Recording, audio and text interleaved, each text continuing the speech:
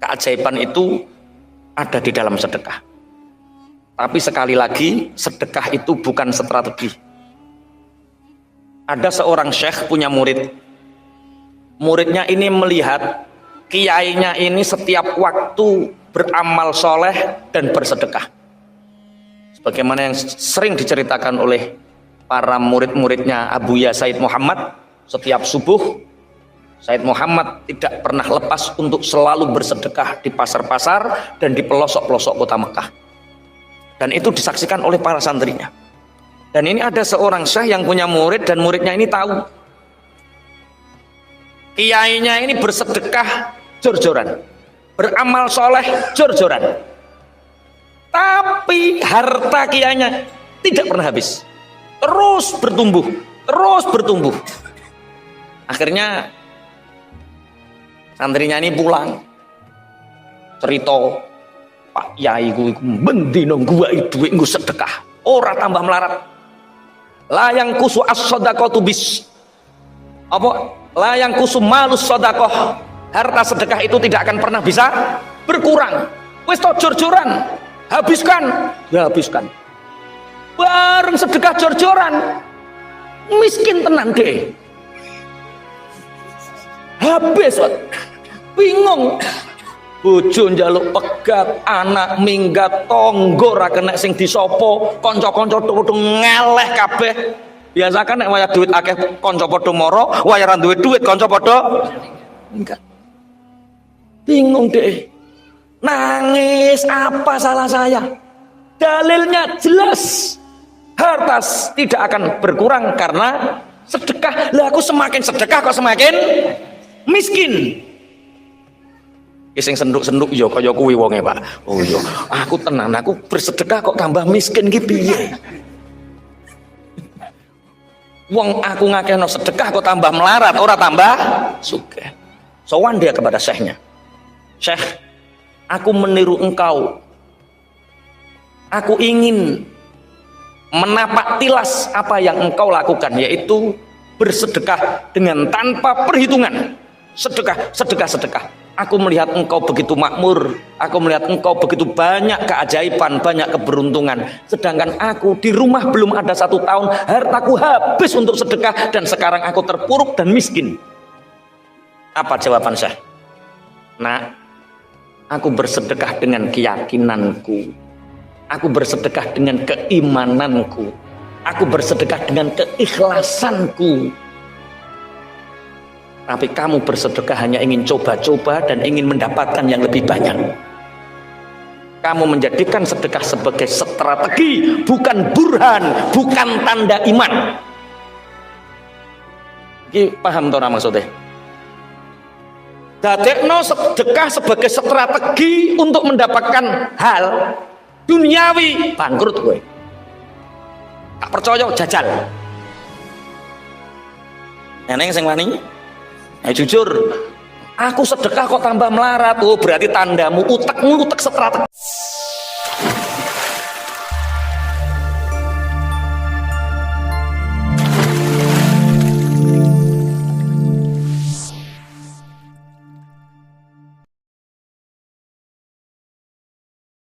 Malam ini kita belajar dari kisah Nabi Ibrahim.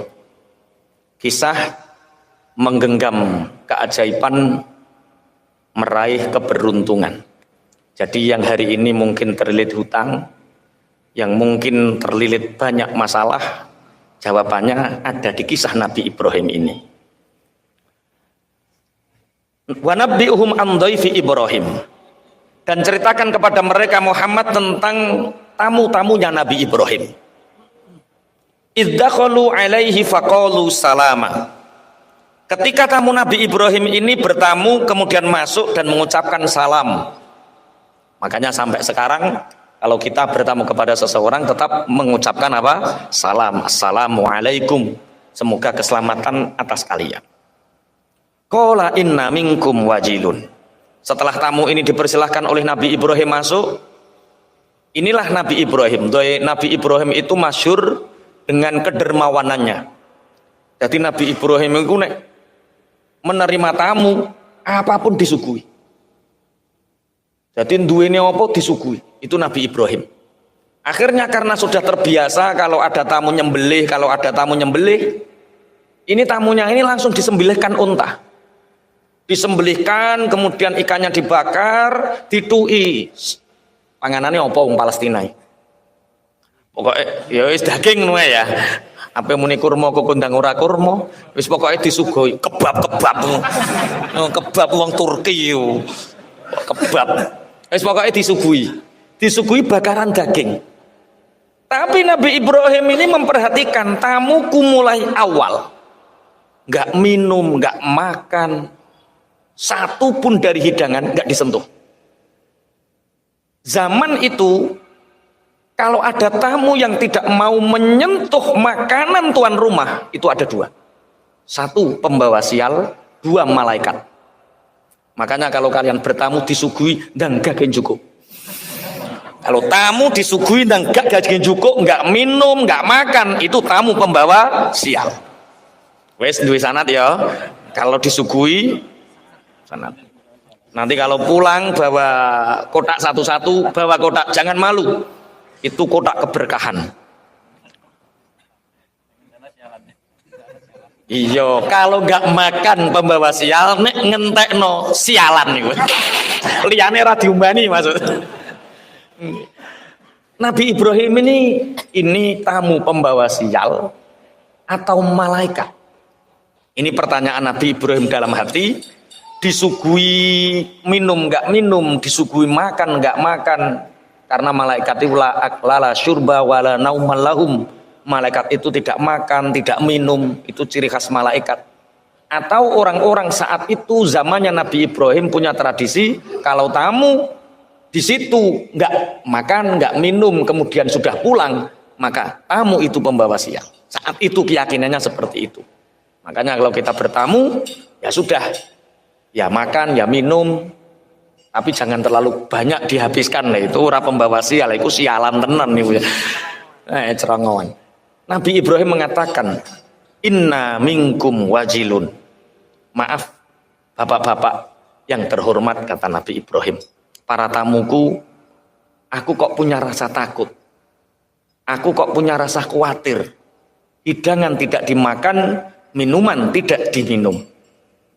Qalu la taujal, inna nubasyiruka bi ghulamin alim.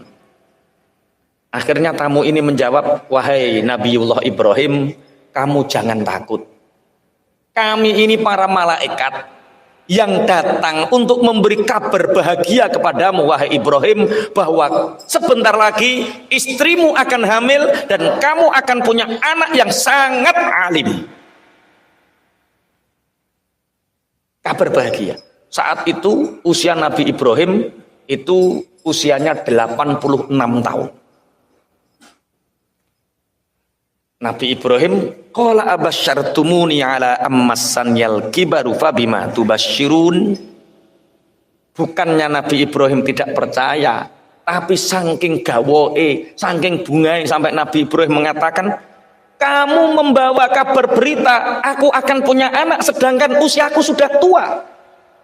Fabima tubasyirun, kabar bahagia apa ini?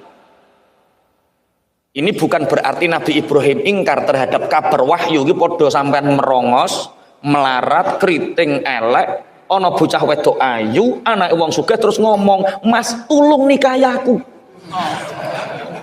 Terus sampean yang jawab piye? Oke piye ora? Mesti kaget dhisik kok oke ku piye? Iku ora awakmu oke. Bahasane ora langsung oke.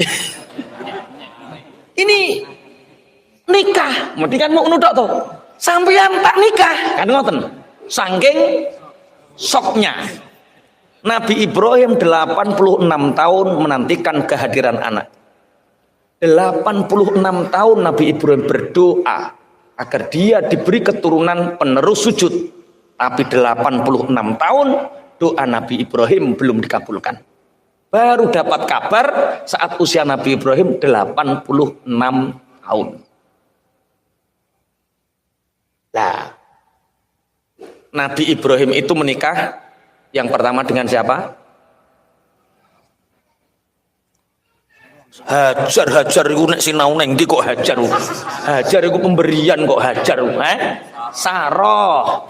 Nabi Ibrahim menikah dengan Saroh sampai usia 85. Kemudian pernah tak ceritakan, kemudian saat itu ada raja yang sangat zalim namanya Heksius atau Heksos. Itu operasi wong ayu. Nek ngrene wong ayu dipek, nek wong ayu dipek, bojone dipenjara. Saat itu seneng nek duwe wong elek, bojone elek seneng. Tapi karena Saroh ini sangat cantik, dipenjara, mau dimiliki, mau diperkosa sama Raja Heksus, nggak bisa. Akhirnya saking senengnya dikei hadiah. Lah hadiah pemberian itu bahasa Ibrani itu bahasa hajarna. Aku memberikan hadiah. Akhirnya terus Hajar ini diberi kepada Saroh. Kemudian Saroh ini meminta Nabi Ibrahim untuk menikahinya. Pada usia Nabi Ibrahim 85 tahun. Akhirnya timbul kabar 85 tahun. Ternyata usia 86 Nabi Ibrahim diberi kabar oleh tamu-tamu ini bahwa kamu akan punya anak. Nabi Ibrahim menganggap beliau punya anak di usia 86 tahun. Qala abasyartumuni ala ammassanyal kibaru fabima tubasyirun. Kalian memberi kabar kepadaku, kabar gembira, aku akan punya anak sedangkan usiaku sudah tua, 86 tahun. Sing teng mriki sing usiane 86 sinten? Pak Ikrom pinten Pak Ikrom? 60 wis ngene kok ya. Iki 86.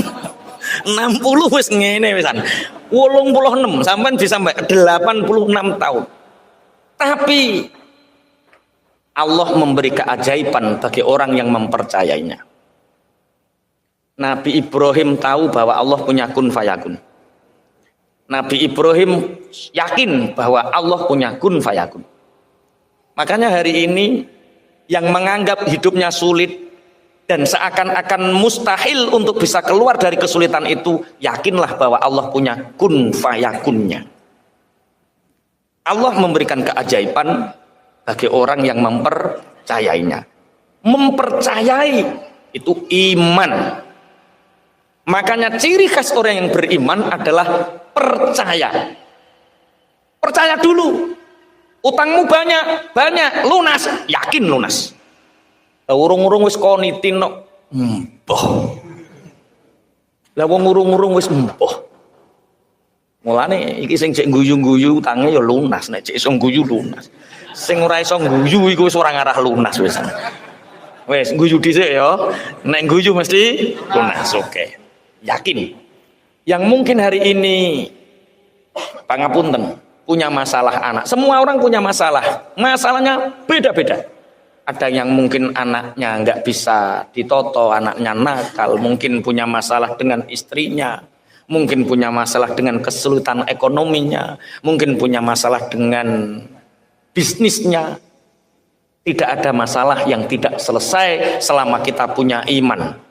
Tidak ada masalah yang tidak selesai selama kita punya keyakinan bahwa masalah itu pasti akan selesai. Allah memberi keajaiban bagi orang yang mempercayainya. Nabi Ibrahim 86 tahun pangapunten menanti kehadiran anak. Kemudian diberi kabar bahagia bahwa dia akan kedatangan anak. Senenge kaya wa fabima tubasyiru. Qalu basyarnaka bil haqqi fala takum minal qanitin.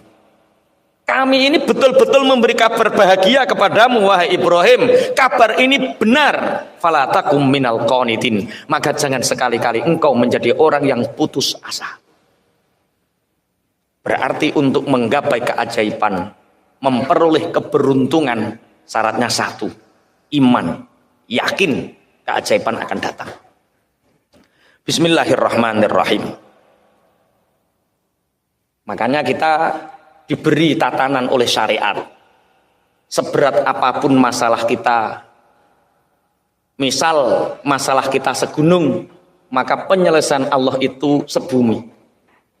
Cara Allah menyelesaikan masalah kita, kita lebih besar daripada masalah kita sendiri. Yakin. Wis umpama sampean duwe masalah. Sapa sing duwe masalah akeh sapa? Mas Aga iku. Wis Mas Aga. Masalah akeh. Sing kudu dilakoni wong duwe masalah sing akeh ku apa? Senjatamu ben masalahmu selesai ku apa? Misal masalah hutang, misal ora sampean kok duwe hutang ora, misal ketika kita punya hutang, ketika kita anak kita nakal, ketika pangapunten ekonomi kita sulit atau apapun yang mengganggu pikiran waktu kita, mungkin sakit yang tidak sembuh-sembuh, itu untuk kita keluar dari masalah, untuk menggapai keajaiban, memperoleh keberuntungan sehingga Allah mengurai masalah itu, yang pertama yang dilakukan apa? Percaya bahwa masalah itu akan terlewati. Yang kedua, sabar. Yang ketiga, ikhtiar nomor piro? 3. Di era pernah ndonga dhewe, Pak. Setelah kamu punya keimanan, punya iman, yang dilakukan itu berdoa. Doa itu pusaka pertama, bukan terakhir. Ojo keliru. Pokoknya wis tak lakoni dhisik Pak Yai. Ikhtiar apa-apa tak lakoni, kok tak barengi doa. Doa terakhir deh. Padahal Rasulullah itu dawuh ad-du'a usilahul mukmin. Doa adalah senjatanya orang mukmin. Doa adalah senjatanya orang mukmin. Dan hari ini tanggal 16 Rajab, Rasulullah bersabda, inna rojaba syahrullah titik kokunutoy. Rajab ini sungguh ini adalah bulannya Allah. Siapa yang memohon kepada Allah, diijabah oleh Allah. Siapa yang meminta kepada Allah di bulannya Allah ini, diijabah oleh Allah. Maka kita setelah meyakini masalah kita akan selesai, setelah kita punya keyakinan bahwa Allah akan memberi keajaiban kepada kita, tidak ada yang tidak mungkin bagi Allah. Allah punya kun fayakun. Setelah kita punya keimanan seperti itu, teruslah berdoa. Karena doa ini pusaka sing paling ampuh. Ikhtiariku guri-guri dhisik. Doa ini dincepno tenan. Apalagi di bulan Rajab, karena Rajab ini bulannya Allah. Bismillahirrahmanirrahim. Di bulan Rajab itu yang paling utama, amalan yang paling utama di bulan Rajab itu istighfar. Kenapa istighfar? Ya karena Rajab ini bulannya Allah. Maka bersandarlah kepada Allah, iktimat Allah, senden nenggone Allah dengan memperbanyak istighfar. Istighfar niku napa?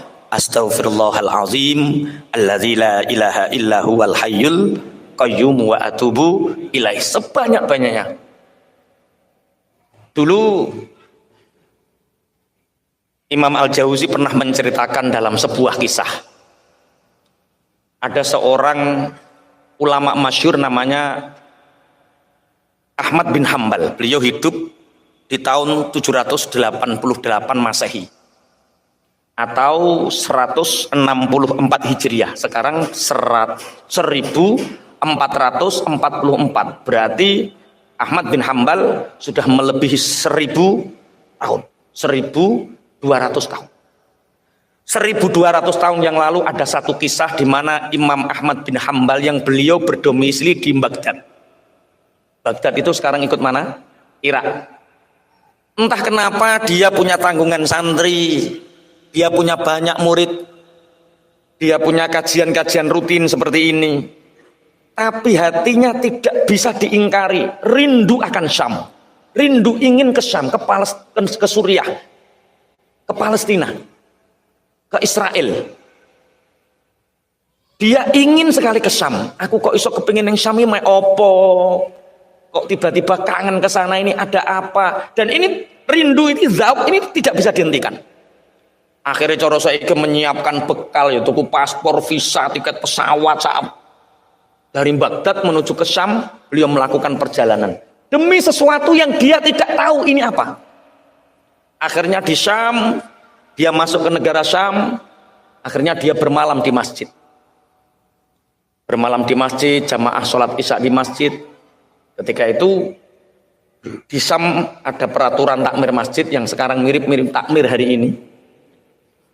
Itu Imam Ahmad bin Hambal itu mau iktikaf, sama marbot masjidnya itu disuruh keluar. Syekh, ini masjidnya maaf mau saya kunci. Tidak bolehkah saya bermalam di sini semalam saja sebelum saya melanjutkan perjalanan? Kata marbotnya, tidak. Ini sudah menjadi keputusan kami bahwa masjid kalau malam dikunci. Tulung wong Sam ki aja tiru. Tulung wong Sam ki aja tiru. Ya sudah, aku tak keluar di teras. Kemudian dikunci di teras. Masih disuruh keluar.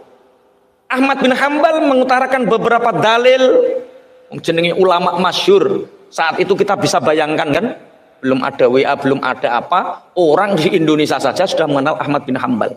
Orang di Syam saja sudah mengenal Ahmad bin Hambal, pada belum ada teknologi.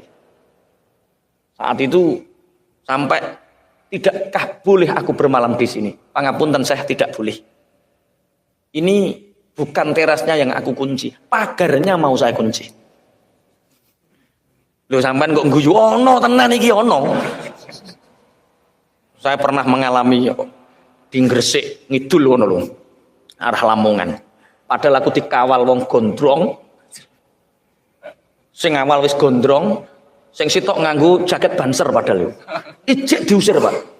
Perkara ape dikunci. Ternyata Ahmad bin Hambal merasakan hal yang sama. Oh, aku wis duwe sanad berarti wis nglakoni. Nek kowe kan urung to. Ahmad bin Hambal. Akhirnya saking marahnya marbot karena Ahmad bin Hambal mengutarakan ini Baitullah. Ini bukan milikmu. Kamu bukan penguasa di sini. Ini milik Allah. Kamu pelayannya Allah. Didorong Ahmad bin Hambal sampai hampir jatuh. Di depan masjid itu persis ada penjual roti. Ya Allah, ada orang sepuh didorong sama marbot masjid. Ini marbot masjid, apa marbot ngaji, hati-hati kelakuanmu. Ku dirangkul, Masya Allah Syekh. Gak apa-apa Syekh, gak tidur di masjid. Mari ke toko saya. Toko saya ini, pabrik roti saya ini, di belakangnya ini ada kamar-kamar kosong yang saya sediakan untuk para musafir. Mari. Perkara tukang roti ini ngerti, nek eneng wong pingin turu masjid diusir, akhirnya dia nggawe kamar kosong kanggo khusus para musafir. Iku kudu mbok tiru. Makanya orang muslim kaya itu penting. Kadal fakru ayyakuna kufron. Kalau kita kaya kita bisa membantu. Ini gak wong sugih gak iso gawe ruangan ini. Akhirnya Syekh Ahmad bin Hambal ini tidur di istirahat di penjual roti ini. Kemudian setelah toko rotinya ini tutup, kemudian penjualnya ini masuk ke dalam kamar. Tengah malam penjual roti ini ngadoni roti. Nek dibiyen kan ya ora ono mesin. Ini umi-umi. Dilihat sama Ahmad bin Hambal ini. Ketika beliau mau sholat malam, dilihat. Dia ngadoni roti itu cangkeme umi-umi. Dilihat. Astaghfirullahalazim. Alladzi la ilaha illa huwal hayyul qayyum wa atubu ilaik. Astaghfirullahalazim. Alladzi la ilaha illa huwal hayyul qayyum wa atubu ilaik. Astaghfirullahalazim. Alladzi la ilaha illa huwal hayyul qayyum wa atubu. Ini lisannya selalu mengucapkan itu. Syekh Ahmad bin Hambal bertanya, "Pak, dalem Syekh, berapa tahun engkau mulazamah? Berapa tahun panjenengan istiqomah mulazamah melafatkan istighfar ketika mengaduk rotimu dan ketika engkau melayani pembelimu?" Orang ini menjawab, "Sejak aku balik dan diajari ayahku cara membuat roti, sejak saat itulah aku beristighfar." Gua Mas Wahyu ngono ya, nek ngaduk bumbu pentol, astagfirullahalazim, alladzi la ilaha, astagfirullahalazim, alladzi la ilaha, astagfirullahalazim. Terus ya terang bulan barang. Astagfirullah. Nek terang bulan ngetoke kebanderan ya, ngegekno ne lah astagfirullahalazim, astagfirullah. Kata Ahmad bin Hambal, "Pak, seberapa tahun engkau beristighfar? Begitu lama engkau beristighfar. Apa yang kamu dapatkan dari istighfarmu?" Penjual roti ini mengatakan, "Semua sudah aku dapatkan. Aku tidak meminta pun Allah sudah mengabulkan. Ibarakatil istighfar, dengan keajaiban istighfar ini." Imam Ahmad bin Hambal bertanya, "Apakah ada keinginanmu yang belum terkabulkan? Apakah ada keinginanmu yang belum terlaksanakan? Tidak. Semua impianku, semua keinginanku, kata penjual roti ini, sudah dikabulkan oleh Allah. Semua kecuali satu. Apa? Saya ingin sekali mencium tangan Syekh Ahmad bin Hambal, dan sampai hari ini belum terkabulkan. Syekh Ahmad bin Hambal lenger-lenger. Menungso iki sing gare aku bingung dikongkon ning Syam. Akhirnya dia mengatakan, wahai penjual roti, ketahuilah bahwa yang ada di hadapanmu, ini belum ada WA loh ya, belum ada foto, profil, belum ada loh ya, belum ada Facebook. Jadi untuk mengenal, untuk mendatangkan seorang ulama saat itu, betul-betul dengan ruh. Syekh Ahmad bin Hambal mengatakan, kamu tahu wahai penjual roti, yang ada di hadapanmu ini adalah Ahmad bin Hambal al-Baghdadi. Ahmad bin Hambal al-Baghdadi, mujtahid mutlak. Akhirnya dirangkul. Cara merangkulnya mungkin di sini tidak lazim. Cara merangkulnya itu wajah, di dada kanan, di dada kiri, kemudian baru rangkulan. Jadi mencium dada kanan, mencium dada kiri, mencium tangan, baru rangkulan. Kata Syekh Ahmad bin Hambal, aku berbulan-bulan rindu untuk ke Syam, tapi aku tak tahu apa tujuanku. Ternyata istighfarmu yang menarik aku dari Baghdad sampai ke Syam. Istighfarmu. Satu, untuk menggapai keajaiban, mendatangkan keberuntungan. Satu, iman, keyakinan yang kuat. Allah memberi keajaiban pada orang yang meyakininya. Kemudian yang kedua, perbanyak doa dengan istighfar. Apalagi di bulan Rajab ini, perbanyak doa istighfar. Kemudian setelah itu apa Mas Aga? Lah yo ikhtiarmu iku apa wae. Iki sedekah piring diliwati kabeh ya. Iman, doa dengan istighfar dan sebagainya, kemudian dengan bersedekah. Keajaiban itu ada di dalam sedekah. Tapi sekali lagi, sedekah itu bukan strategi. Ada seorang syekh punya murid. Muridnya ini melihat kiainya ini setiap waktu beramal soleh dan bersedekah. Sebagaimana yang sering diceritakan oleh para murid-muridnya Abuya Said Muhammad, setiap subuh Said Muhammad tidak pernah lepas untuk selalu bersedekah di pasar-pasar dan di pelosok-pelosok kota Mekah. Dan itu disaksikan oleh para santrinya. Dan ini ada seorang syekh yang punya murid, dan muridnya ini tahu kiainya ini bersedekah jor-joran, beramal soleh jor-joran, tapi harta kiainya tidak pernah habis, terus bertumbuh, terus bertumbuh. Akhirnya santrinya ini pulang cerita, Pak Yai ku mendino gua itu nggo sedekah ora tambah melarat. Layang kusu as-shadaqatu bis apa? Layang kusu malus shadaqah. Harta sedekah itu tidak akan pernah bisa berkurang. Wis to jor-joran, habiskan, ya habiskan. Bareng sedekah jor-joran, miskin tenan deh. Habis, bingung. Bojo njaluk pegat, anak minggat, tonggo ra kena sing disopo, kanca-kanca padha ngeleh kabeh. Biasa kan nek wayah duit akeh kanca padha mara, wayah ra duwe duit kanca padha minggat. Bingung deh. Nangis, apa salah saya? Dalilnya jelas. Harta tidak akan berkurang karena sedekah. Lah aku semakin sedekah kok semakin miskin. Sing senduk-senduk ya kaya kuwi wonge, Pak. Oh iya, aku tenang, aku bersedekah kok tambah miskin ki piye? Wong aku ngakehno sedekah kok tambah melarat, ora tambah sugih. Sowan dia kepada syekhnya. Syekh, aku meniru engkau. Aku ingin menapak tilas apa yang engkau lakukan, yaitu bersedekah dengan tanpa perhitungan. Sedekah, sedekah, sedekah. Aku melihat engkau begitu makmur, aku melihat engkau begitu banyak keajaiban, banyak keberuntungan. Sedangkan aku di rumah belum ada 1 tahun, hartaku habis untuk sedekah dan sekarang aku terpuruk dan miskin. Apa jawaban Syekh? Nak, aku bersedekah dengan keyakinanku. Aku bersedekah dengan keimananku. Aku bersedekah dengan keikhlasanku. Tapi kamu bersedekah hanya ingin coba-coba dan ingin mendapatkan yang lebih banyak. Kamu menjadikan sedekah sebagai strategi, bukan burhan, bukan tanda iman. Ini paham tora maksudnya? Dadekno sedekah sebagai strategi untuk mendapatkan hal duniawi, bangkrut gue. Gak percaya jajal.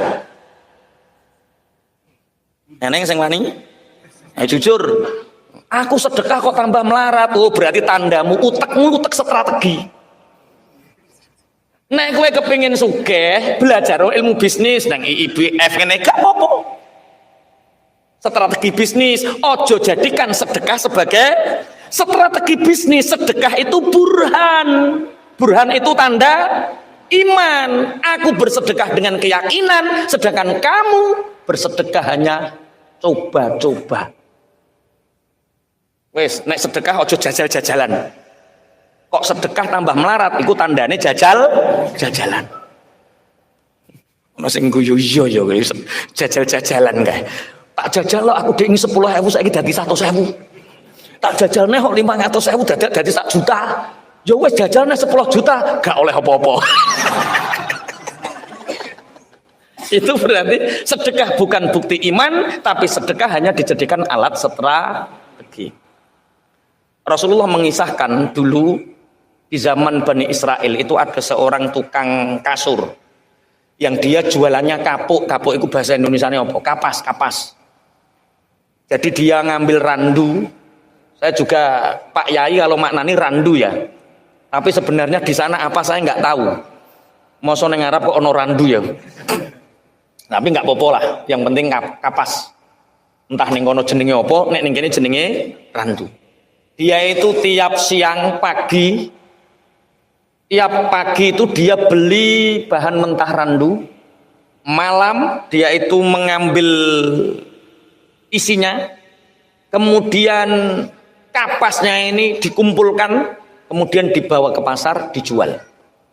Orang ini, orang Bani Israel ini, dia ahli bersedekah.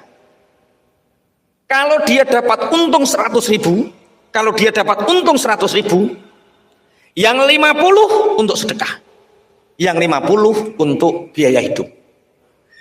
Tiap hari seperti itu. Yang 50 untuk sedekah, yang 50 untuk biaya hidup. Selalu seperti itu. Suatu saat dia dapat untung 100. Tahu-tahu pulang belum sempat dia mensedekahkan 50% penghasilannya, ada 2 orang yang saling berkelahi. Jotos-jotosan. Dipisah. Apa paten-patenan. Ini kenapa kalian akan saling membunuh?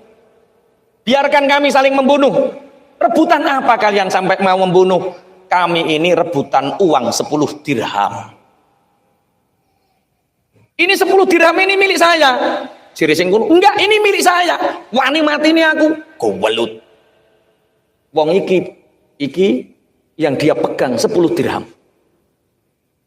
Iki nek tak kekno masalahnya selesai. Tapi kok neng mah neng masalah. Soalnya gak ono sing dipangan. Iki cara sampean piye cara nyelesekno? Akhirnya, Pak, sudahlah jangan saling membunuh. Ini 10 dirham, ini di mana 10 dirhamnya yang satu? Di bawah si fulan. Ya sudah, ini 10 dirham. Berdamailah, jangan saling membunuh. Biar aku yang kehilangan 10 dirham. Pulang, ditanya sama istrinya, Pak, jatah untuk hari ini mana? Ki cara bojomu. Gini Bu, tadi itu saya dapat untung 5 dirham, yang dirham untuk uang muka. Untuk rasul mal, modal pokok.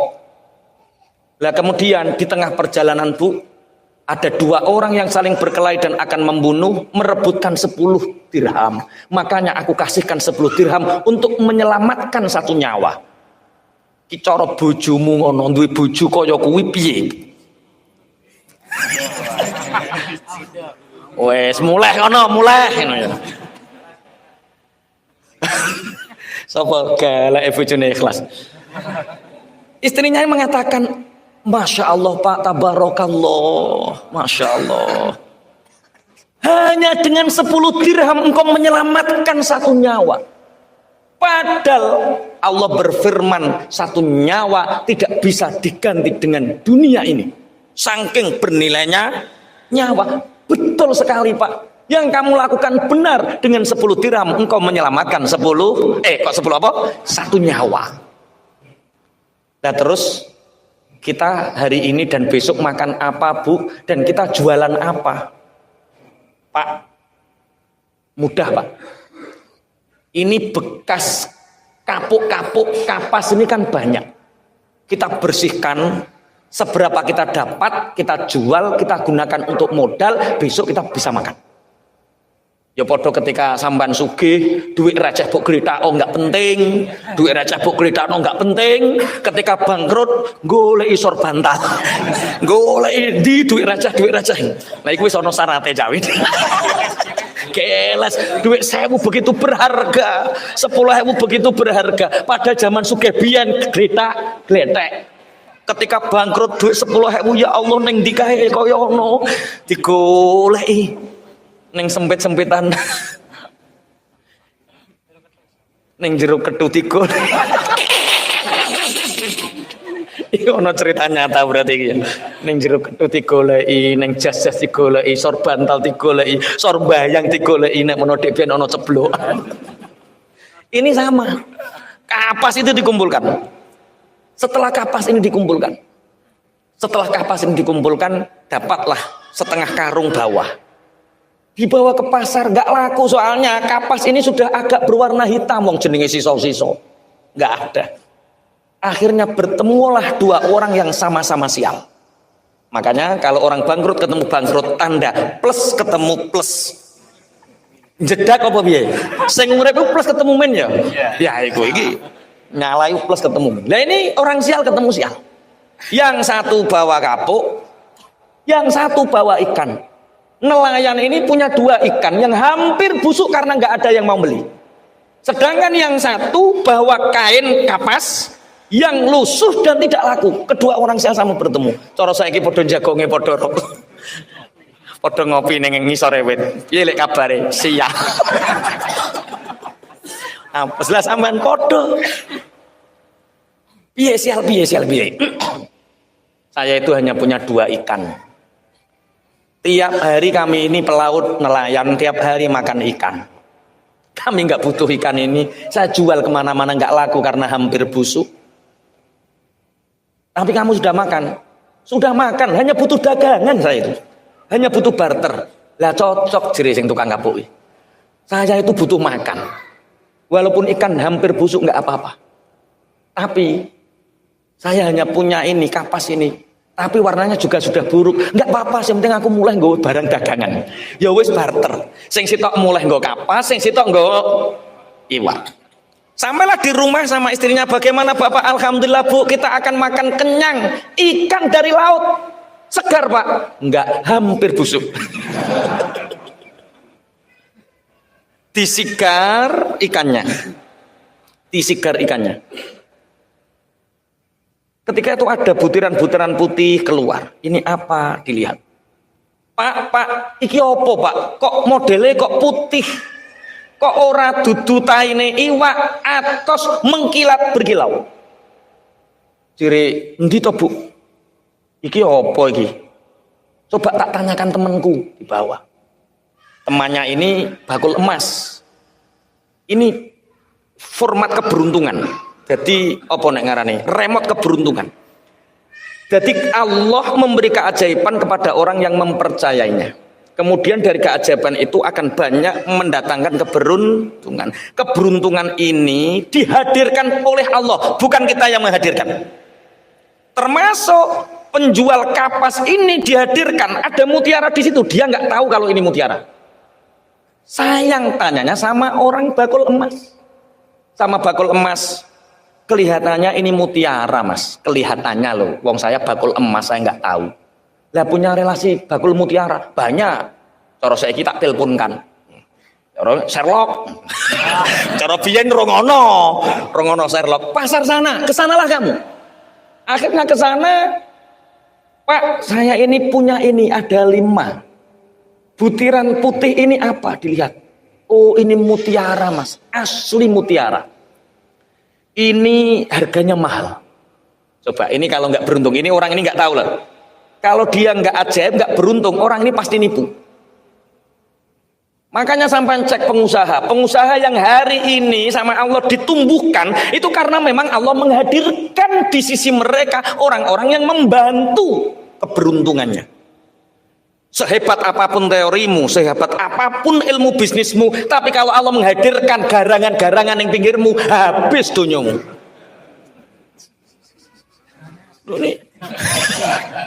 Ini sing garangan yang guyu yo. Ini nih. Lah harganya berapa, Pak? Kalau saya beli sih seperti ini 40.000 dirham. Dia hanya menyelamatkan 10 dirham. Dikasih sama Allah. Kalau saya sih belinya hanya 40.000 dirham. Itu saya karena saya ini pengusaha berlian yang bawah. Kalau kamu nemui teman saya lagi, lebih mahal. Lu zaman biyen ono wong jujur ngene iki, Pak. Nek cara saiki sampean nuteke piye? Keuntungan modal sekecil-kecilnya, keuntungan sebesar-besarnya. Mulane ora ajaib hidupmu yo. Hidupmu ruwet ya ngono kuwi. Ini keajaiban didatangkan oleh Allah. Kalau di sana Mas beraninya 80.000 loh. Kalau saya hanya 40.000.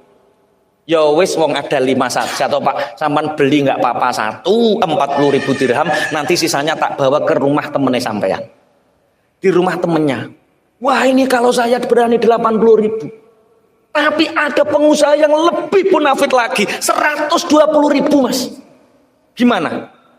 Kamu bawa ke sana atau ke sini? Ya kamu tak kasih 1 lah. Antum rezeki.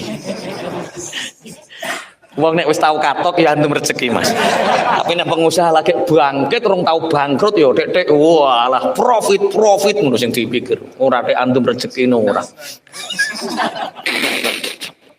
Akhirnya dibawa yang berani membeli 120.000. Kayak mendadak Mas. Setelah sampai rumah, datanglah pengemis. Assalamualaikum. Pak, 3 hari saya belum makan. Sudilah kiranya Bapak memberi saya sedekah. Dicoro bojomu jadi OKB. Orang kaya baru. Ada pengemis seperti ini, apa yang dilakukan? Teladung. Penyakit OKB orang kaya baru. Katanya seperti ini. Bu, itu ada orang kasih makan. Istrinya mengatakan, Pak, astagfirullah Pak. Kita diuji sama Allah Pak. Lah gimana tuh Bu? Ketika Bapak hanya punya uang 10 dirham, Bapak bersedekahnya 5 dirham. Besok yang kita makan kita nggak tahu, kita besok makan cari hari ini, Bapak berani bersedekah 50%. Kita ini kaya Pak. Ada orang minta sedekah, masalahnya dikasih makan. Lah gimana Bu? Ya kasih separuh Pak, kita sudah dapat banyak. Berarti orang-orang yang ajaib, orang-orang yang banyak memberi keberuntungan, itu karena di belakangnya ada istri yang support untuk kebaikannya. Ngorong. Iki nyemoni bojone deh. Iki curhat. Istrinya yang mengatakan, Pak, ketika Bapak miskin, besok yang digunakan makan, Bapak mencari hari ini, Bapak berani bersedekah dari 10 dirham, Bapak berani 5 dirham. Hari ini kita sangat kaya, Pak. Kenapa Bapak tidak berani bersedekah separuhnya? Itu bojone wedok sing muni. Engko bojomu ceritane kaya iki ya, Dik.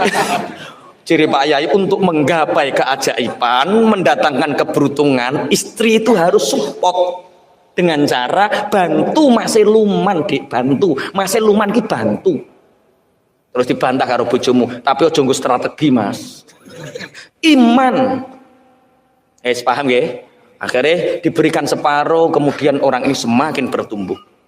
Berarti kalau hari ini kita punya masalah yang kelihatannya tidak mungkin diselesaikan, yakin Allah akan menyelesaikannya. Dengan apa? Dengan keajaiban doa. Dengan apa? Dengan keajaiban sedekah. Baru strategi. Tapi wong-wong biasanya aku wis pola ora kaprah ngene iki kok tak wangin ndonga-ndonga terakhir. Ini kesalahan kita yang mungkin banyak orang yang tidak tahu bahwa menganggap bahwa strateginya itu diutamakan, padahal dekati Allah dulu dengan keyakinan imanmu, dengan doamu, dengan strategimu, akhirnya Allah akan mendatangkan keajaiban bersamaan dengan keberuntungan yang diraih. Allahumma amin. Nabi Ibrahim usia 86 tahun, seakan-akan dia tidak punya anak, tapi Allah mendatangkan keajaiban itu dengan apa? Dengan hadirnya seorang anak yang bernama Ismail. Wa nabihum an dhaifi Ibrahim. Qalu basyarnaka. Tapi kadang orang itu, contoh, ini rata-rata yang hadir usianya sudah ada 40. Banyak yang lebih 40 atau kurang 40? Lebih ya, berarti kira-kira wis do ape madhep to ya, kira-kira ya. Kira-kira wis jujur wae lah, jujur wae. Kira-kira. Gini. Orang yang usianya 40 tahun ke atas itu seperti orang yang umroh. Umroh itu paling di berapa hari lumrah sangang dino, 13 dino. Orang umroh, ini sebelum saya bercerita tentang orang umroh, misal Cak Win, misal sampeyan duwe duit 1 juta, ono 100.000, ono 50.000, ono 2.000. Terus duit 1 juta iki mbok gawa salat Jumat kabeh. 100.000, 50.000, 2.000, ono 1 juta. Berarti 1 juta 2.000. Kemudian ada kotak lewat, kira-kira sing mbok odos. Sing ruju. Sing ruju iku sing ndi? 2.000. Lucu kan? Mbok odos 100 kok abang balekke. Mbok odos 50 kok ijo biru balekke. Bareng lusuh 2.000 iki. Iku analogikanya seperti ini, logikanya ini. Sampean umroh. 2 hari sebelum kepulangan, orang umroh apa yang dilakukan? Pakaian dilempit, sing rusuh-rusuh dilempit, dilebokno koper. Orang yang kita bawa pulang dikoperi, diresi. Kamu bawa uang 500 juta ketika umroh, kemudian bok delek neng hotel, bok tinggal mantuk. Kamu pulang, uang 500 jutamu kamu tinggalkan ketika umroh di kamar. Kemudian kamu bawa pulang ke sini pakaian kotor yang kamu masukkan ke dalam koper, sepatu, sandal jepit, kaos kaki kamu bawa pulang, uang 500 juta kamu tinggal di kamar di Mekah. Kira-kira sampean dilokke wong piye? Bento. Wong duit 500 juta kok ditinggal, kok ngopeni barang ngamuk. Lah 2.000 ya kuwi. Gak paham maksudnya? Paham toh maksudnya? Iya, kita ini kan mau pulang ke kampung halaman. Mestinya yang kita bawa pulang itu yang paling berharga. Wes to, kelambi elekmu mbok tinggal gak apa-apa, 500 juta gowonen. Aman. Enggak 500 juta ditinggal, sing 2.000 digowo. Kaos kaki, japit, kok remas balsem mbok gowone muleh sing 500 juta mbok tinggal kowe dilokke bento. Tapi aku gak wani ngelokne sampean bento. Masih sing mbok odos 2.000. Malam ini kita belajar dari kisah Nabi Ibrahim. Kisah menggenggam keajaiban meraih keberuntungan. Jadi yang hari ini mungkin terlilit hutang, yang mungkin terlilit banyak masalah, jawabannya ada di kisah Nabi Ibrahim ini. Wa nabbi'uhum an dhaifi Ibrahim. Dan ceritakan kepada mereka Muhammad tentang tamu-tamunya Nabi Ibrahim. Iddakhalu alaihi faqalu salama. Ketika tamu Nabi Ibrahim ini bertamu kemudian masuk dan mengucapkan salam. Makanya sampai sekarang kalau kita bertamu kepada seseorang tetap mengucapkan apa? Salam. Assalamualaikum. Semoga keselamatan atas kalian. Qala inna minkum wajilun. Setelah tamu ini dipersilahkan oleh Nabi Ibrahim masuk, inilah Nabi Ibrahim. Nabi Ibrahim itu masyhur dengan kedermawanannya. Jadi Nabi Ibrahim itu menerima tamu apapun disuguhi. Jadi duwene apa disuguhi. Itu Nabi Ibrahim. Akhirnya karena sudah terbiasa kalau ada tamu nyembelih, ini tamunya ini langsung disembelihkan unta. Disembelihkan, kemudian ikannya dibakar, ditui. Panganannya apa wong Palestina? Pokoknya ya wis daging ngono ya. Apa muni kurma kok kondang ora kurma, wis pokoke disuguhi kebab-kebab. Kebab wong Turki yo. Kebab. Wis pokoke disuguhi. Disuguhi bakaran daging. Tapi Nabi Ibrahim ini memperhatikan tamuku mulai awal. Enggak minum, enggak makan. Satu pun dari hidangan nggak disentuh. Zaman itu kalau ada tamu yang tidak mau menyentuh makanan tuan rumah, itu ada dua. Satu pembawa sial, dua malaikat. Makanya kalau kalian bertamu disuguhi dan gak cukup. Kalau tamu disuguhi dan gak cukup, nggak minum, nggak makan, itu tamu pembawa sial. Wes duwe sanad ya. Kalau disuguhi sanad. Nanti kalau pulang bawa kotak satu-satu, bawa kotak, jangan malu. Itu kotak keberkahan. Iya, kalau nggak makan pembawa sial, nek ngentekno sialan niku. Liyane ra diumbani maksud. Nabi Ibrahim ini tamu pembawa sial atau malaikat? Ini pertanyaan Nabi Ibrahim dalam hati.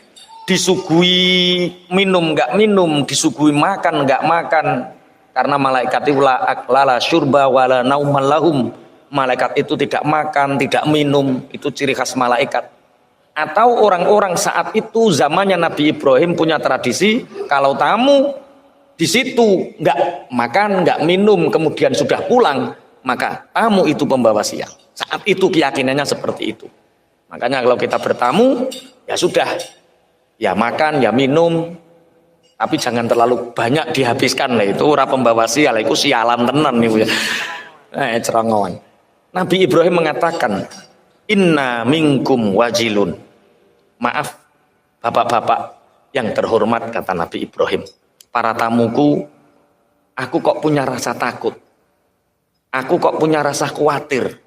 Hidangan tidak dimakan, minuman tidak diminum. Qalu la taujal inna nubasyiruka bi ghulamin alim. Akhirnya tamu ini menjawab, wahai Nabiullah Ibrahim, kamu jangan takut. Kami ini para malaikat yang datang untuk memberi kabar bahagia kepadamu wahai Ibrahim, bahwa sebentar lagi istrimu akan hamil dan kamu akan punya anak yang sangat alim. Kabar bahagia. Saat itu usia Nabi Ibrahim itu usianya 86 tahun. Nabi Ibrahim, qala abasyartumuni ala ammassanyal kibaru fabima tubasyirun. Bukannya Nabi Ibrahim tidak percaya, tapi saking gawoe, saking bungai sampai Nabi Ibrahim mengatakan, kamu membawa kabar berita aku akan punya anak sedangkan usiaku sudah tua.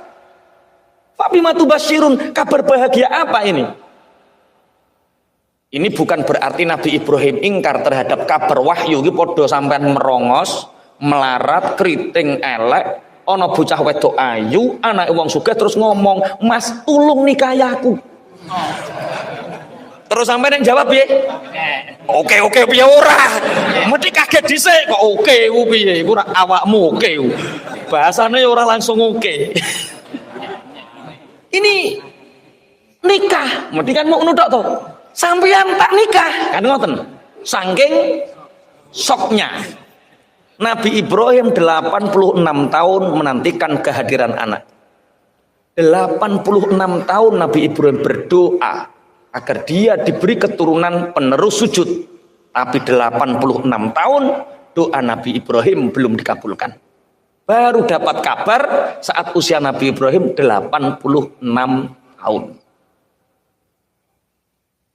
Nah, Nabi Ibrahim itu menikah yang pertama dengan siapa?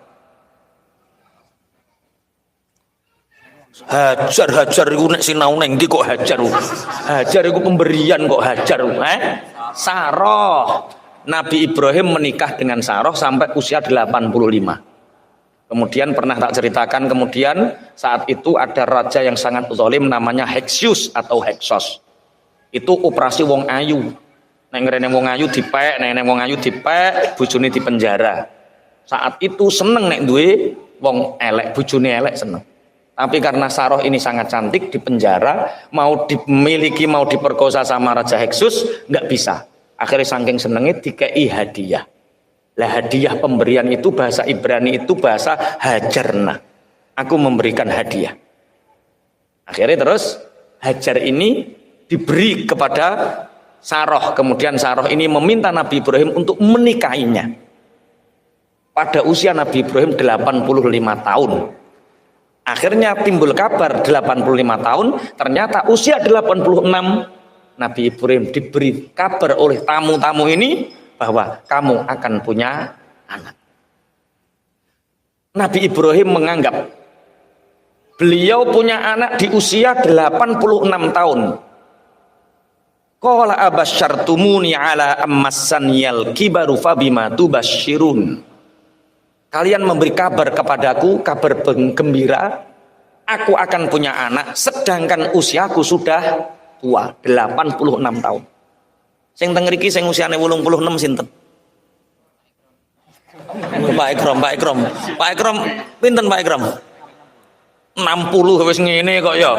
Iki 86. 60 wis ngene wisan. 86 sampean bisa sampai 86 tahun. Tapi Allah memberi keajaiban bagi orang yang mempercayainya. Nabi Ibrahim tahu bahwa Allah punya kun fayakun. Nabi Ibrahim yakin bahwa Allah punya kun fayakun. Makanya hari ini yang menganggap hidupnya sulit dan seakan-akan mustahil untuk bisa keluar dari kesulitan itu, yakinlah bahwa Allah punya kun fayakunnya. Allah memberikan keajaiban bagi orang yang mempercayainya. Mempercayai itu iman. Makanya ciri khas orang yang beriman adalah percaya. Percaya dulu. Utangmu banyak, lunas, yakin lunas. Urung-urung wis konitin kok empoh. Lah wong urung-urung wis empoh. Mulane iki sing cek guyu-guyu utange ya lunas, nek cek iso guyu lunas. Sing ora iso guyu iku wis ora ngarah lunas wis. Wis guyu dhisik ya. Nek guyu mesti lunas, oke. Yakin. Yang mungkin hari ini pangapunten punya masalah anak. Semua orang punya masalah. Masalahnya beda-beda. Ada yang mungkin anaknya nggak bisa ditoto, anaknya nakal, mungkin punya masalah dengan istrinya, mungkin punya masalah dengan kesulitan ekonominya, mungkin punya masalah dengan bisnisnya. Tidak ada masalah yang tidak selesai selama kita punya iman. Tidak ada masalah yang tidak selesai selama kita punya keyakinan bahwa masalah itu pasti akan selesai. Allah memberi keajaiban bagi orang yang mempercayainya. Nabi Ibrahim 86 tahun pangapunten menanti kehadiran anak. kemudian diberi kabar bahagia bahwa dia akan kedatangan anak. Senenge kaya wa fa bima tubasyiru qalu basyarnaka bil haqqi fala takum minal qanitin. Kami ini betul-betul memberi kabar bahagia kepadamu wahai Ibrahim. Kabar ini benar. Fala takum minal qanitin. Maka jangan sekali-kali engkau menjadi orang yang putus asa. Berarti untuk menggapai keajaiban, memperoleh keberuntungan, syaratnya satu, iman, yakin keajaiban akan datang.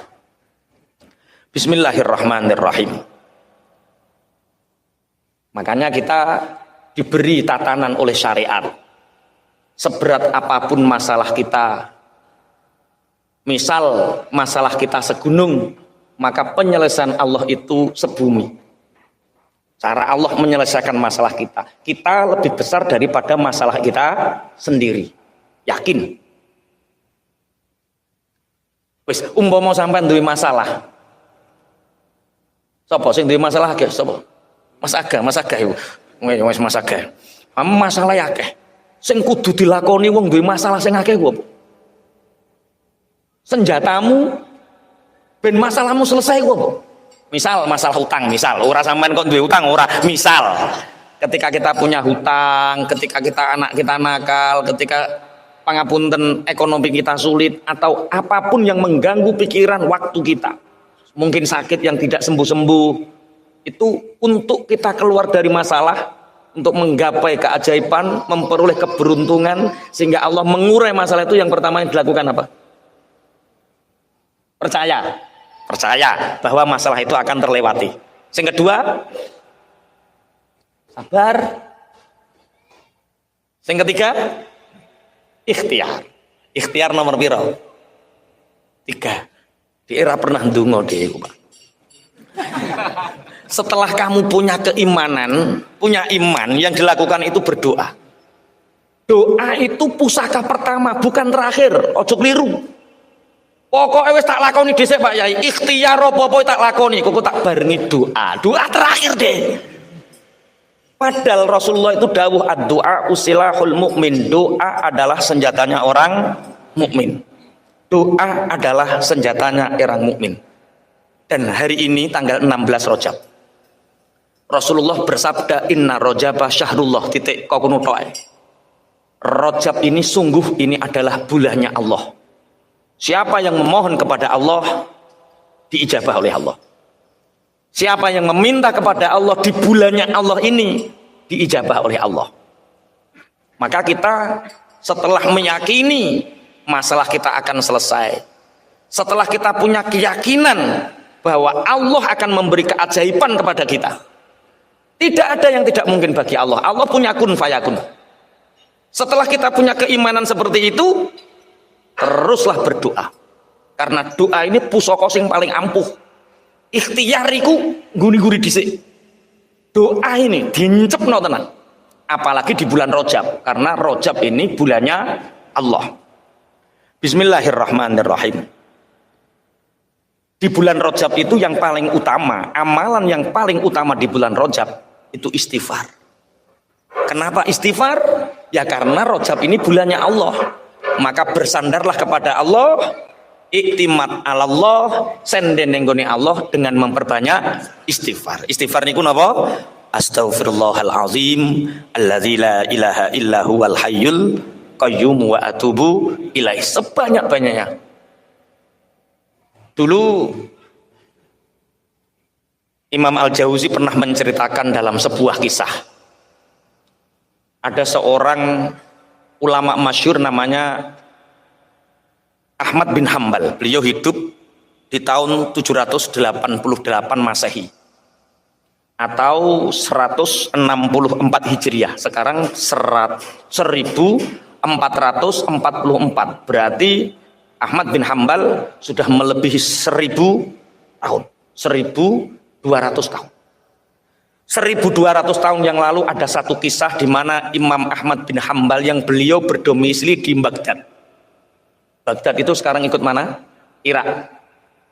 Entah kenapa dia punya tanggungan santri, dia punya banyak murid, dia punya kajian-kajian rutin seperti ini. tapi hatinya tidak bisa diingkari, rindu akan Syam, rindu ingin ke Syam, ke Suriah, ke Palestina, ke Israel. Dia ingin sekali ke Syam. Aku kok iso kepingin yang Syam ini opo? Kok tiba-tiba kangen ke sana, ini ada apa? Dan ini rindu ini zauq ini tidak bisa dihentikan. Akhirnya cara saiki menyiapkan bekal ya, tuku paspor, visa, tiket pesawat saat dari Baghdad menuju ke Syam, beliau melakukan perjalanan demi sesuatu yang dia tidak tahu ini apa. Akhirnya di Syam, dia masuk ke negara Syam, akhirnya dia bermalam di masjid.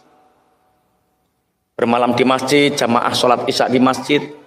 Ketika itu di Syam ada peraturan takmir masjid yang sekarang mirip-mirip takmir hari ini.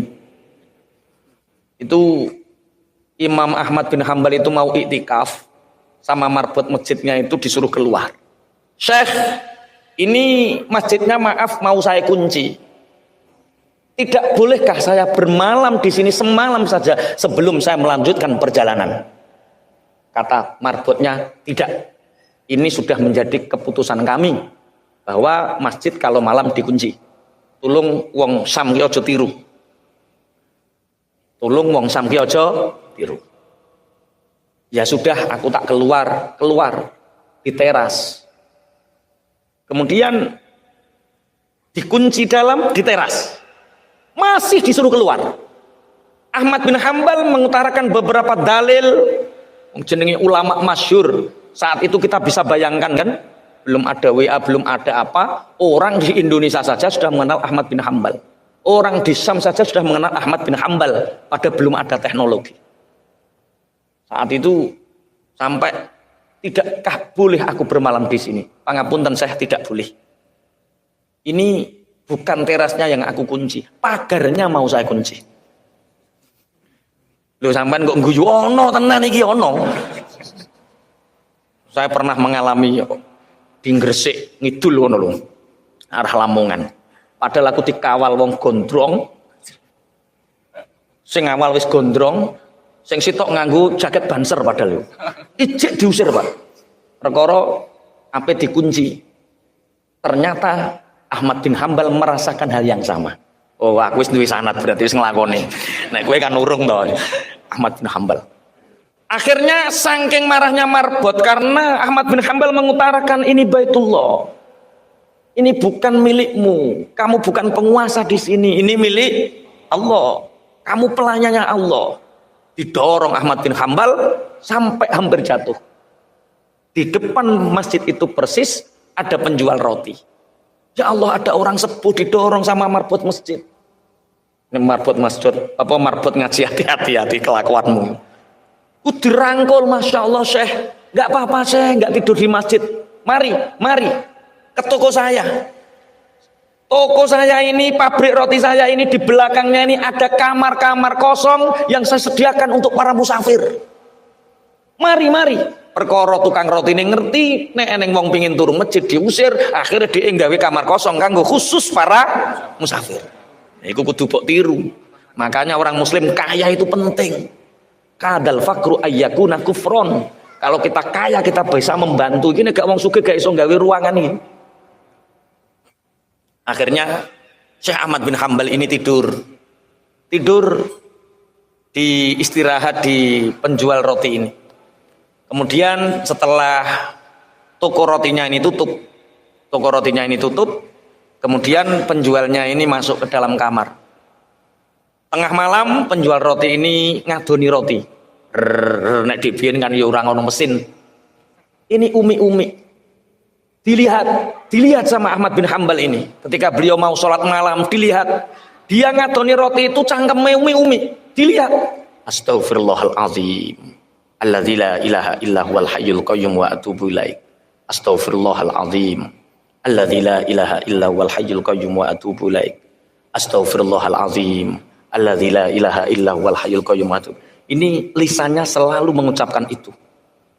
Syekh Ahmad bin Hambal bertanya, "Pak, dalem Syekh, berapa tahun engkau mulazamah? Berapa tahun panjenengan istiqomah mulazamah melafatkan istighfar ketika mengaduk rotimu?" dan ketika engkau melayani pembelimu.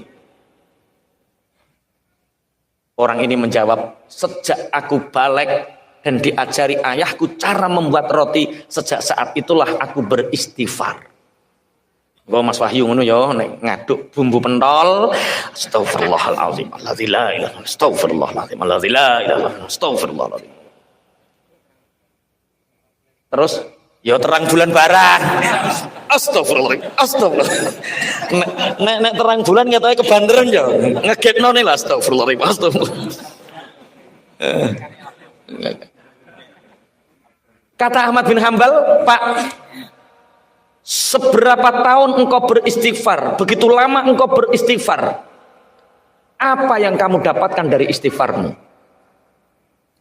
Penjual roti ini mengatakan, semua sudah aku dapatkan. Aku tidak meminta pun Allah sudah mengabulkan. Bi barakatil istighfar, dengan keajaiban istighfar ini. Imam Ahmad bin Hambal bertanya, apakah ada keinginanmu yang belum terkabulkan? Apakah ada keinginanmu yang belum terlaksanakan? Tidak. Semua impianku, semua keinginanku, kata penjual roti ini, sudah dikabulkan oleh Allah. Semua kecuali satu. Apa? Saya ingin sekali mencium tangan Syekh Ahmad bin Hambal dan sampai hari ini belum terkabulkan. Syekh Ahmad bin Hambal lenger-lenger. Menungso iki sing gare aku bingung dikongkon ning Syam. Akhirnya dia mengatakan, wahai penjual roti, ketahuilah bahwa yang ada di hadapanmu, ini belum ada WA loh ya, belum ada foto, profil, belum ada loh ya, belum ada Facebook. Jadi untuk mengenal, untuk mendatangkan seorang ulama saat itu betul-betul dengan ruh. Syekh Ahmad bin Hambal mengatakan, kamu tahu wahai penjual roti, yang ada di hadapanmu ini adalah Ahmad bin Hambal al-Baghdadi. Ahmad bin Hambal al-Baghdadi, mujtahid mutlak. Akhirnya dirangkul. Cara merangkulnya mungkin di sini tidak lazim. Cara merangkulnya itu wajah, di dada kanan, di dada kiri, kemudian baru rangkulan. Jadi mencium dada kanan, mencium dada kiri, mencium tangan, baru rangkulan. Kata Syekh Ahmad bin Hambal, aku berbulan-bulan rindu untuk ke Syam, tapi aku tak tahu apa tujuanku. Ternyata istighfarmu yang menarik aku dari Baghdad sampai ke Syam. Istighfarmu. Satu, untuk menggapai keajaiban, mendatangkan keberuntungan. Satu, iman, keyakinan yang kuat. Allah memberi keajaiban pada orang yang meyakininya. Kemudian yang kedua, perbanyak doa dengan istighfar. Apalagi di bulan Rajab ini, perbanyak doa istighfar. Kemudian setelah itu apa Mas Aga? Lah yo ikhtiarmu iku apa wae. Iki sedekah bring diliwati kabeh ya. Iman, doa dengan istighfar dan sebagainya, kemudian dengan bersedekah. Keajaiban itu ada di dalam sedekah. Tapi sekali lagi, sedekah itu bukan strategi. Ada seorang syekh punya murid. Muridnya ini melihat kiainya ini setiap waktu beramal soleh dan bersedekah. Sebagaimana yang sering diceritakan oleh para murid-muridnya Abuya Said Muhammad, setiap subuh Said Muhammad tidak pernah lepas untuk selalu bersedekah di pasar-pasar dan di pelosok-pelosok kota Mekah. Dan itu disaksikan oleh para santrinya. Dan ini ada seorang syekh yang punya murid, dan muridnya ini tahu kiainya ini bersedekah jor-joran, beramal soleh jor-joran, tapi harta kiainya tidak pernah habis, terus bertumbuh, terus bertumbuh. Akhirnya santrinya ini pulang cerita, Pak Yai ku mendino gua itu nggo sedekah ora tambah melarat. Layang kusu as-shadaqatu bis apa? Layang kusu malus shadaqah. Harta sedekah itu tidak akan pernah bisa berkurang. Wis to jor-joran. habiskan, dihabiskan. Bareng sedekah jor-joran, miskin tenan deh. Habis, bingung. Bojo njaluk pegat, anak minggat, tonggo ra kena sing disopo, kanca-kanca padha ngeleh kabeh. Biasa kan nek wayah duit akeh kanca padha mara, wayah ra duwe duit kanca padha minggat. Bingung deh. Nangis, apa salah saya? Dalilnya jelas. Harta tidak akan berkurang karena sedekah. Lah aku semakin sedekah kok semakin miskin. Sing senduk-senduk ya kaya kuwi wonge, Pak. Oh iya, aku tenan, aku bersedekah kok tambah miskin ki piye?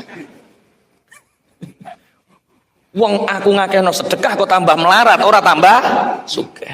Sowan dia kepada syekhnya. Syekh, aku meniru engkau. Aku ingin menapak tilas apa yang engkau lakukan, yaitu bersedekah dengan tanpa perhitungan. Sedekah. Aku melihat engkau begitu makmur, aku melihat engkau begitu banyak keajaiban, banyak keberuntungan. Sedangkan aku di rumah belum ada 1 tahun, hartaku habis untuk sedekah dan sekarang aku terpuruk dan miskin. Apa jawaban saya? Nah, aku bersedekah dengan keyakinanku. Aku bersedekah dengan keimananku. Aku bersedekah dengan keikhlasanku. Tapi kamu bersedekah hanya ingin coba-coba dan ingin mendapatkan yang lebih banyak. Kamu menjadikan sedekah sebagai strategi, bukan burhan, bukan tanda iman. Ini paham toh maksudnya? Dadekno sedekah sebagai strategi untuk mendapatkan hal duniawi, bangkrut gue. Gak percaya jajal. Neneng sing wani? Jujur, aku sedekah kok tambah melarat. Oh, berarti tandamu utek strategi. Nek kowe kepengin sugih, belajar ilmu bisnis nang IIBF ngene gak apa-apa. Strategi bisnis, ojo jadikan sedekah sebagai strategi bisnis. Sedekah itu burhan. Burhan itu tanda iman. Aku bersedekah dengan keyakinan, sedangkan kamu bersedekah hanya coba-coba. Wes, nek sedekah ojo jajal-jajalan. Kok sedekah tambah melarat, iku tandane jajal-jajalan. Ono sing guyu iya ya jajal-jajalan kae. Tak jajal lo aku diingi 10.000 saiki dadi 100.000. Tak jajalne kok 500.000 dadi 1 juta. Ya wis jajalne 10 juta, gak oleh apa-apa. Itu berarti sedekah bukan bukti iman, tapi sedekah hanya dijadikan alat strategi. Rasulullah mengisahkan dulu di zaman Bani Israel itu ada seorang tukang kasur yang dia jualannya kapuk itu bahasa Indonesianya apa? Kapas. Jadi dia ngambil randu. Saya juga Pak Yai kalau maknani randu ya. Tapi sebenarnya di sana apa saya nggak tahu. Mosok nang Arab kok ono randu ya. Tapi nggak apa-apa lah. Yang penting kapas. Entah ning kono jenenge apa, nek ning kene jenenge randu. Dia itu tiap pagi itu dia beli bahan mentah randu. Malam dia itu mengambil isinya, kemudian kapasnya ini dikumpulkan, kemudian dibawa ke pasar dijual.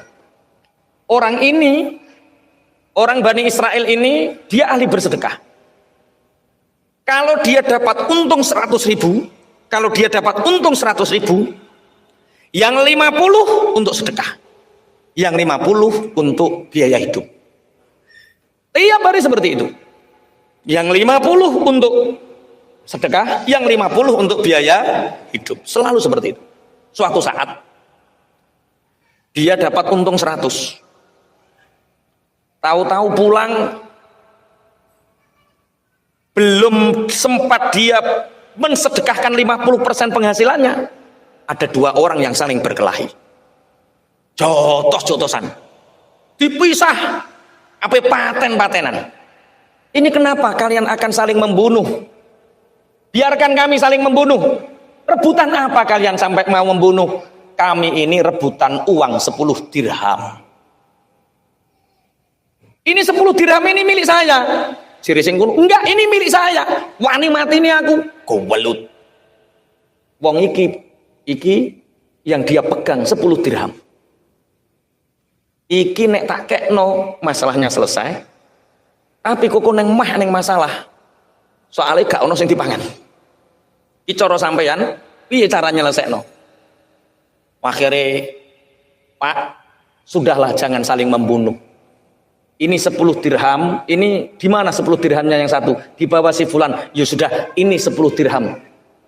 Berdamailah, jangan saling membunuh. Biar aku yang kehilangan 10 dirham. Pulang. Ditanya sama istrinya, Pak, jatah untuk hari ini mana? Ki cara bojomu. Gini Bu, tadi itu saya dapat untung 5 dirham, yang dirham untuk uang muka, untuk rasul mal, modal pokok. Lah kemudian di tengah perjalanan Bu, ada 2 orang yang saling berkelahi dan akan membunuh, merebutkan 10 dirham. Makanya aku kasihkan 10 dirham untuk menyelamatkan 1 nyawa. Ki cara bojomu ngono, duwe bojo kaya kuwi piye? Wes mulai ngono, mulai ngono ya. Sapa galak bojone ikhlas. Istrinya mengatakan, Masya Allah Pak, tabarakallah, Masya Allah.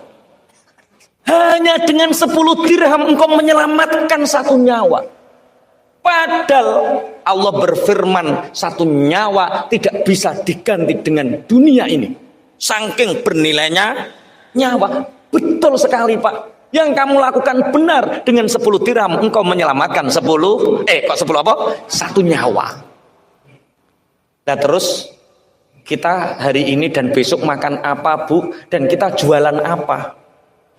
Pak, mudah Pak. Ini bekas kapuk-kapuk kapas ini kan banyak.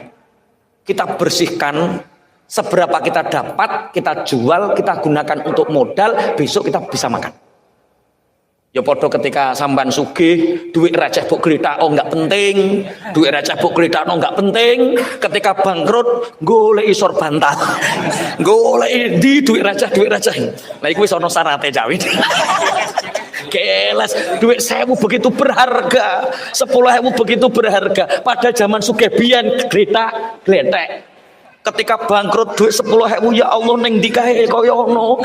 Digoleki ning sempit-sempitan. Ning jero kethu tiga. Iku ono cerita nyata berarti iki ya. Ning jero kethu digoleki, ning jas-jas digoleki, sor bantal digoleki, sor bayang digoleki, nek menawa dhek ben ono ceblok. Ini sama. Kapas itu dikumpulkan. Setelah kapas ini dikumpulkan, dapatlah setengah karung bawah. Dibawa ke pasar, nggak laku soalnya kapas ini sudah agak berwarna hitam, wong jenenge siso-siso, nggak ada. Akhirnya bertemulah 2 orang yang sama-sama sial. Makanya kalau orang bangkrut ketemu bangkrut, tanda plus ketemu plus. Jedak apa piye? Sing urip plus ketemu men ya. Ya iku iki. Nyalai plus ketemu. Nah ini orang sial ketemu sial. Yang satu bawa kapuk, yang satu bawa ikan. Nelayan ini punya 2 ikan yang hampir busuk karena nggak ada yang mau beli. Sedangkan yang satu bawa kain kapas yang lusuh dan tidak laku. Kedua orang sial sama bertemu. Cara saiki padha jagonge padha padha ngopi ning ngisore wit. Piye lek kabare? Sial. Apa jelas sampean padha. Piye sial. Saya itu hanya punya 2 ikan. Tiap hari kami ini pelaut nelayan, tiap hari makan ikan. Kami nggak butuh ikan ini. Saya jual kemana-mana nggak laku karena hampir busuk. Tapi kamu sudah makan, hanya butuh dagangan saya itu, hanya butuh barter. Lah cocok jere sing tukang kapuk. Saya itu butuh makan. Walaupun ikan hampir busuk nggak apa-apa. Tapi saya hanya punya ini kapas ini. tapi warnanya juga sudah buruk. Enggak apa-apa, yang penting aku mulai nggawa barang dagangan. Ya wis barter. Sing sitok mulai nggawa kapas, sing sitok nggawa iwak. Sampailah di rumah sama istrinya, bagaimana Bapak? Alhamdulillah Bu, kita akan makan kenyang. Ikan dari laut. Segar Pak? Enggak, hampir busuk. Disigar ikannya. Disigar ikannya. Ketika itu ada butiran-butiran putih keluar. Ini apa? Dilihat. Pak, iki opo Pak? Kok modelnya kok putih? Kok ora dudu taine iwak atos mengkilat berkilau? Ciri, endi to Bu? Iki opo iki? Coba tak tanyakan temanku di bawah. Temannya ini bakul emas. Ini format keberuntungan. Jadi apa nek ngarane? Remote keberuntungan. Jadi Allah memberi keajaiban kepada orang yang mempercayainya. Kemudian dari keajaiban itu akan banyak mendatangkan keberuntungan. Keberuntungan ini dihadirkan oleh Allah, bukan kita yang menghadirkan. Termasuk penjual kapas ini dihadirkan, ada mutiara di situ, dia nggak tahu kalau ini mutiara. Sayang tanyanya sama orang bakul emas. Sama bakul emas. Kelihatannya ini mutiara Mas, kelihatannya loh. Wong saya bakul emas, saya nggak tahu. Lah punya relasi bakul mutiara banyak. Cara saiki tak teleponkan. Cara Sherlock. Cara biyen rongono Sherlock. Pasar sana, kesanalah kamu. Akhirnya ke sana. Pak, saya ini punya ini ada 5. Butiran putih ini apa? Dilihat. Oh, ini mutiara Mas, asli mutiara. Ini harganya mahal. Coba ini kalau nggak beruntung, ini orang ini nggak tahu loh. Kalau dia nggak ajaib, nggak beruntung, orang ini pasti nipu. Makanya sampai cek pengusaha yang hari ini sama Allah ditumbuhkan, itu karena memang Allah menghadirkan di sisi mereka orang-orang yang membantu keberuntungannya. Sehebat apapun teorimu, sehebat apapun ilmu bisnismu, tapi kalau Allah menghadirkan garangan-garangan yang pinggirmu, habis dunyomu. Ini sing garangan yang guyu. Ini nih. Lah harganya berapa, Pak? Kalau saya beli sih seperti ini 40.000 dirham. Dia hanya menyelamatkan 10 dirham. Dikasih sama Allah. Kalau saya sih belinya hanya 40.000 dirham. Itu saya karena saya ini pengusaha berlian yang bawah. Kalau kamu nemui teman saya lagi, lebih mahal. Lu zaman biyen ono wong jujur ngene iki, Pak. Nek cara saiki sampean nuteke piye? Keuntungan modal sekecil-kecilnya, keuntungan sebesar-besarnya. Mulane ora ajaib hidupmu itu. Hidupmu ruwet ya ngono kuwi. Ini keajaiban didatangkan oleh Allah. Kalau di sana Mas beraninya 80.000 loh. Kalau saya hanya 40.000. Ya wis wong ada 5 saja toh Pak. Sampean beli nggak apa-apa 40.000 dirham, nanti sisanya tak bawa ke rumah temennya sampean. Di rumah temennya. Wah ini kalau saya berani 80.000. Tapi ada pengusaha yang lebih munafik lagi, 120.000 Mas. Gimana? Kamu bawa ke sana atau ke sini? Ya kamu tak kasih 1 lah. Antum rezeki. Wong nek wis tau katok ya antum rezeki Mas. Tapi nek pengusaha lagi bangkit rong tau bangkrut ya tek walah profit ngono sing dipikir. Ora tek antum rezeki ora. Akhirnya dibawa yang berani membeli 120.000. Kayak mendadak Mas. Setelah sampai rumah, datanglah pengemis. Assalamualaikum. Pak, 3 hari saya belum makan. Sudilah kiranya Bapak memberi saya sedekah. Dicoro bojomu jadi OKB. Orang kaya baru. Ada pengemis seperti ini, apa yang dilakukan? Teladung. Penyakit OKB, orang kaya baru. Katanya seperti ini. Bu, itu ada orang kasih makan. Istrinya mengatakan, Pak, astagfirullah Pak, kita diuji sama Allah Pak.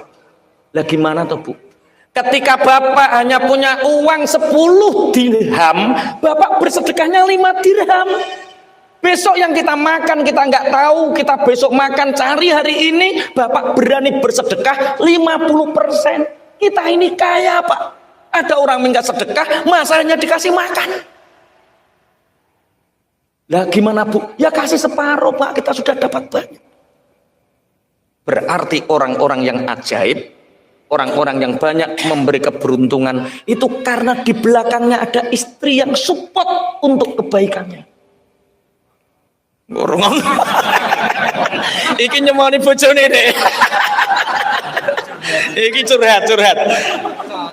Istrinya yang mengatakan, Pak, ketika Bapak miskin, besok yang digunakan makan, Bapak mencari hari ini, Bapak berani bersedekah dari 10 dirham, Bapak berani 5 dirham. Hari ini kita sangat kaya, Pak.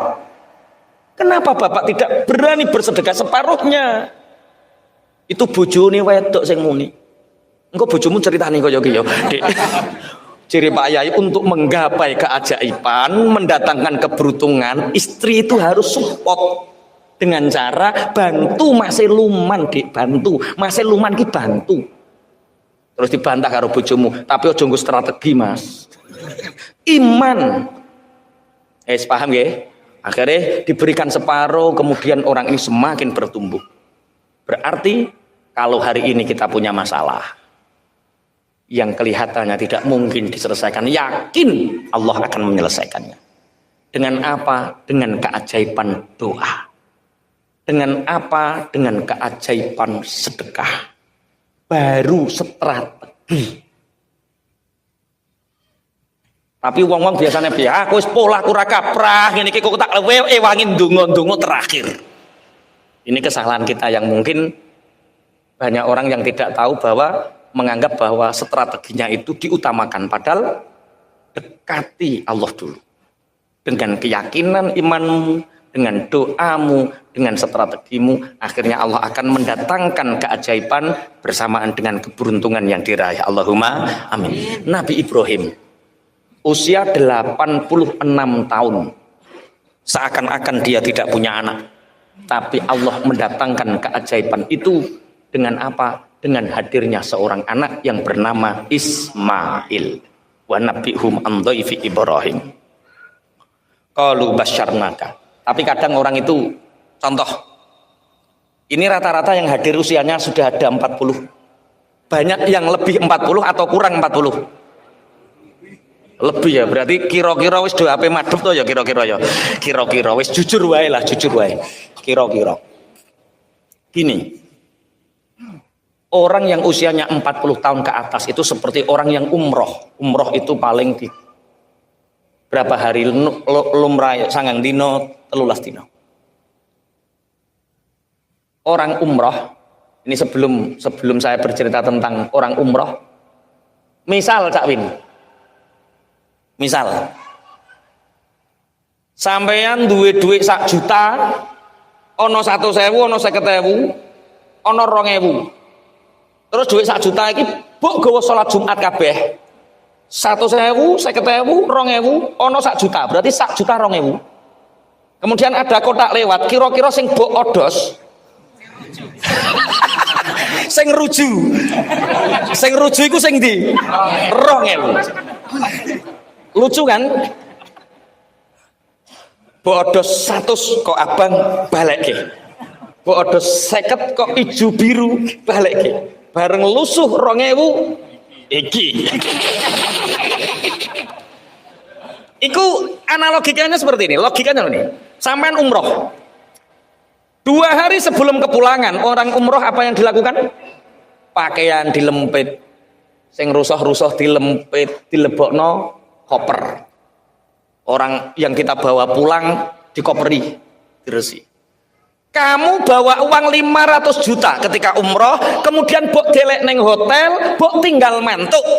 Kamu pulang, uang 500 jutamu kamu tinggalkan ketika umroh di kamar. Kemudian kamu bawa pulang ke sini pakaian kotor, yang kamu masukkan ke dalam koper, sepatu, sandal jepit, kaos kaki, kamu bawa pulang, uang 500 juta kamu tinggal di kamar di Mekah. Kira-kira sampean dilokke wong piye? Bento. Wong duit 500 juta kok ditinggal, kok ngopeni barang ngamuk. Lah 2000 ya kuwi. Gak paham maksudnya? Paham toh maksudnya? Iya, kita ini kan mau pulang ke kampung halaman. Mestinya yang kita bawa pulang itu yang paling berharga. Wes toh, kelambi elekmu mbok tinggal gak popo 500 juta gowonen. Aman. Enggak 500 juta ditinggal, sing 2000 digowo. Kaos kaki. Mudah-mudahan apa yang telah disampaikan tadi bisa menambah keimanan kita dan ketakwaan kita kepada Allah Subhanahu wa taala. Assalamualaikum warahmatullahi wabarakatuh.